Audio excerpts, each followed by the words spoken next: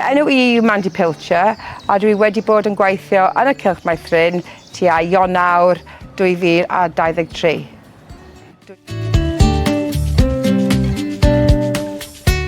Cyn gweithio yn Cylch Meithrin, roeddwn i'n manager mewn care home yn Aberystwyth.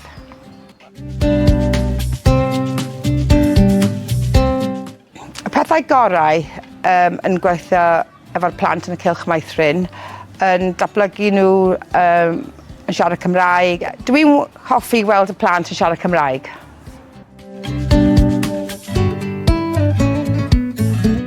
Fy nghyngor I pobl sydd ddim yn siarad Cymraeg o dim yn meddwl bod mae Cymraeg yn dda I gweithio mewn cylch, I mynd ar efo, achos dwi wedi wneud o a mae yna lot o help allan fan'na a lot o support efo pawb yn y Cylch Meithrin.